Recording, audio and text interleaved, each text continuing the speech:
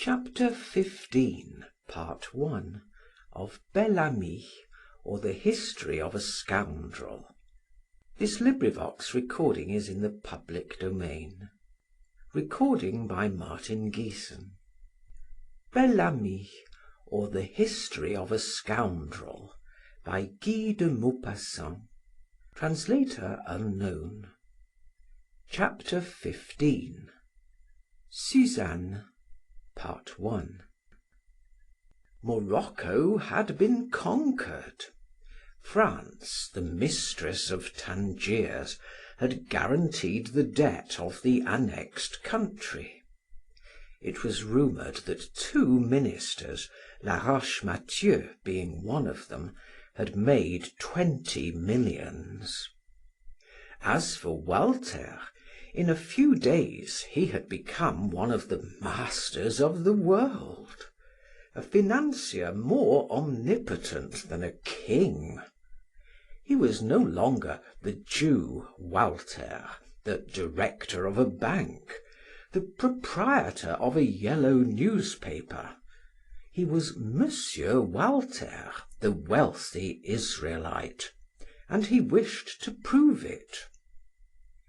Knowing the straitened circumstances of the Prince de Carlsberg, who owned one of the fairest mansions on Rue du Faubourg Saint-Honoré, he proposed to buy it. He offered 3 million francs for it. The Prince, tempted by the sum, accepted his offer. The next day Walter took possession of his new dwelling. Then another idea occurred to him, an idea of conquering all Paris, an idea à la Bonaparte. At that time, everyone was raving over a painting by the Hungarian Karl Markovitch, exhibited by Jacques Lenoble, and representing Christ walking on the water. Art critics enthusiastically declared it to be the most magnificent painting of the age. Walter bought it, thereby causing entire Paris to talk of him, to envy him, to censure or approve his action. He issued an announcement in the papers that everyone was invited to come on a certain evening to see it. Duroy was jealous of Monsieur Walter's success. He had thought himself wealthy with the 500,000 francs extorted from his wife, and now he felt poor as he compared his paltry fortune with the shower of millions around him. His envious rage increased daily.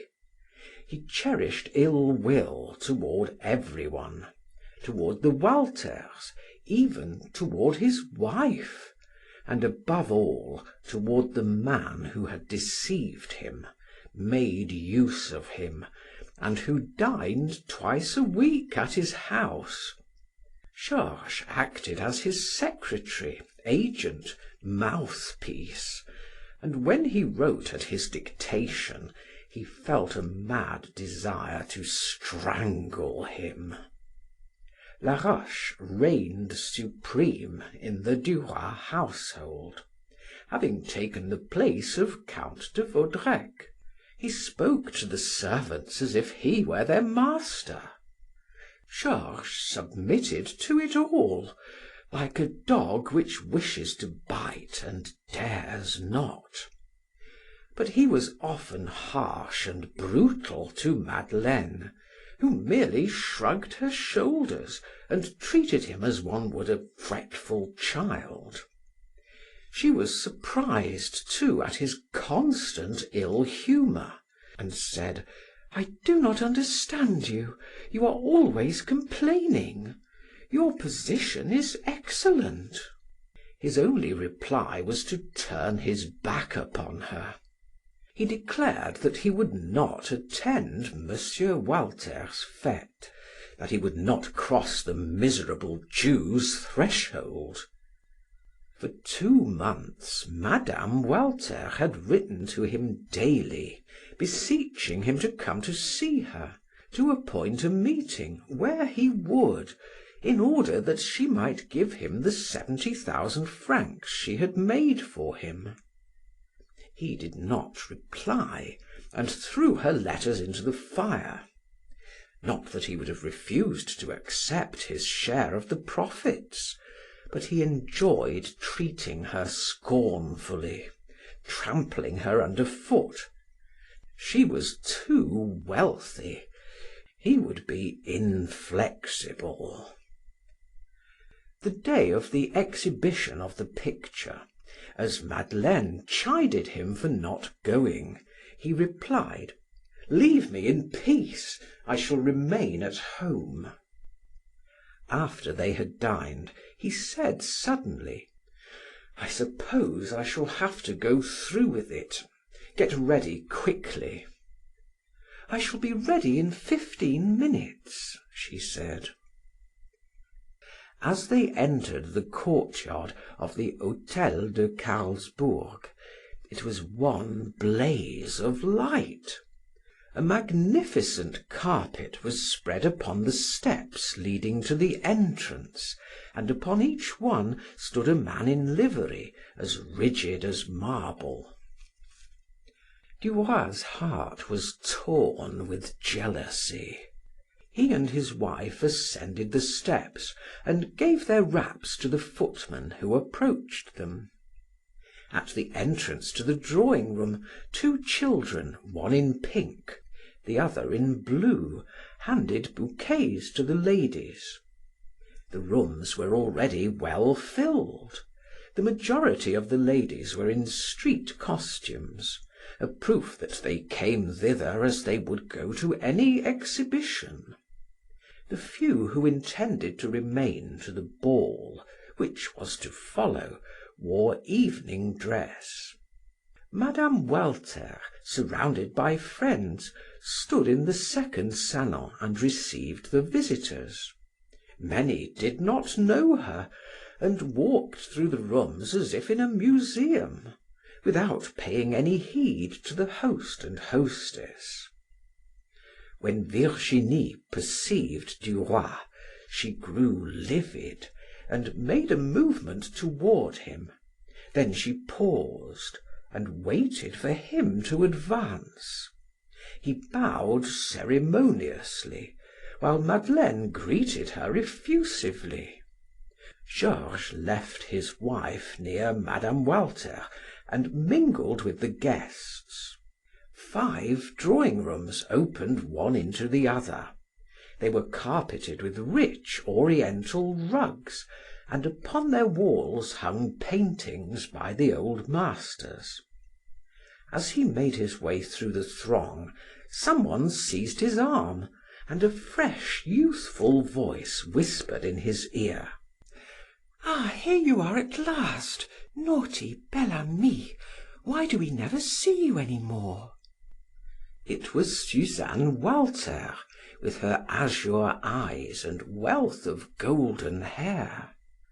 He was delighted to see her, and apologized as they shook hands. "I have been so busy for 2 months that I have been nowhere." She replied gravely: "That is too bad. You have grieved us deeply, for mamma and I adore you. As for myself, I cannot do without you. If you are not here, I am bored to death. You see, I tell you so frankly, so that you will not remain away like that any more. Give me your arm. I will show you Christ walking on the water myself. It is at the very end, behind the conservatory. Papa put it back there so that everyone would be obliged to go through the rooms. It is astonishing how proud papa is of this house." As they walked through the rooms, all turned to look at that handsome man and that bewitching girl. A well-known painter said: There is a fine couple." Georges thought, if my position had been made, I would have married her. Why did I never think of it? How could I have taken the other one? What folly! One always acts too hastily. One never reflects sufficiently. And longing, bitter longing possessed him, corrupting all his pleasure, rendering life odious. Suzanne said: "You must come often, Bel Ami. We can do anything we like now papa is rich." He replied: "Oh, you will soon marry, some prince perhaps, and we shall never meet any more." She cried frankly: "Oh, I shall not. I shall choose someone I love very dearly. I am rich enough for two." He smiled ironically and said: "I give you 6 months. By that time you will be Madame la Marquise, Madame la Duchesse, or Madame la Princesse, and you will look down upon me, mademoiselle." She pretended to be angry, patted his arm with her fan, and vowed that she would marry according to the dictates of her heart. He replied: "We shall see. You are too wealthy." "You too have inherited some money." "Barely 20,000 livres a year. It is a mere pittance nowadays." "But your wife has the same." "Yes, we have 1,000,000 together, 40,000 a year. We cannot even keep a carriage on that." They had in the meantime reached the last drawing room, and before them lay the conservatory with its rare shrubs and plants.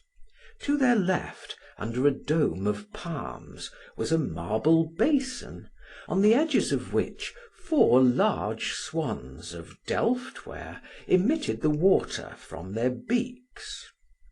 The journalist stopped and said to himself: "This is luxury. This is the kind of house in which to live. Why can I not have one?" His companion did not speak. He looked at her and thought once more: "If I only had taken her." Suddenly Suzanne seemed to awaken from her reverie. "Come," said she, dragging Georges through a group which barred their way, and turning him to the right. Before him, surrounded by verdure on all sides, was the picture. One had to look closely at it in order to understand it. It was a grand work, the work of a master, one of those triumphs of art which furnishes one for years with food for thought. Duroy gazed at it for some time, and then turned away to make room for others. Suzanne's tiny hand still rested upon his arm. She asked: "Would you like a glass of champagne? We will go to the buffet. We shall find papa there." Slowly they traversed the crowded rooms. Suddenly Georges heard a voice say: "That is Laroche and Madame du Roy." He turned and saw his wife passing upon the minister's arm.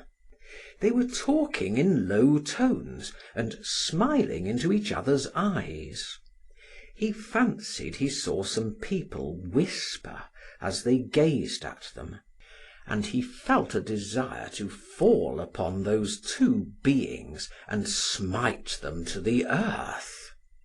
His wife was making a laughing stock of him. Who was she? A shrewd little parvenue, that was all. He could never make his way with a wife who compromised him. She would be a stumbling block in his path. Ah, if he had foreseen, If he had known, he would have played for higher stakes. What a brilliant match he might have made with little Suzanne! How could he have been so blind? They reached the dining room with its marble columns and walls hung with old Gobelin tapestry.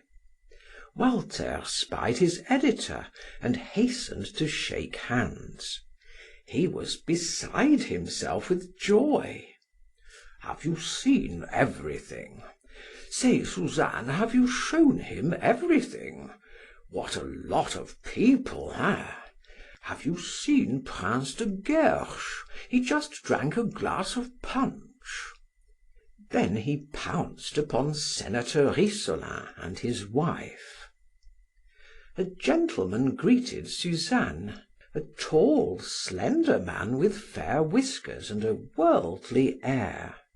Georges heard her call him Marquis de Cazolles, and he was suddenly inspired with jealousy. How long had she known him? Since she had become wealthy, no doubt. He saw in him a possible suitor. Someone seized his arm. It was Norbert de Varenne. The old poet said: "This is what they call amusing themselves. After a while they will dance, then they will retire, and the young girls will be satisfied. Take some champagne, it is excellent." Georges scarcely heard his words. He was looking for Suzanne, who had gone off with the Marquis de Cazolles. He left Norbert de Varenne abruptly and went in pursuit of the young girl. The thirsty crowd stopped him. When he had made his way through it, he found himself face to face with Monsieur and Madame de Marelle. He had often met the wife, but he had not met the husband for some time. The latter grasped both of his hands and thanked him for the message he had sent him by Clotilde relative to the stocks. Duroy replied: "In exchange for that service I shall take your wife, or rather offer her my arm. Husband and wife should always be separated." End of chapter 15, part 1. Recording by Martin Geeson in Hazelmere, Surrey.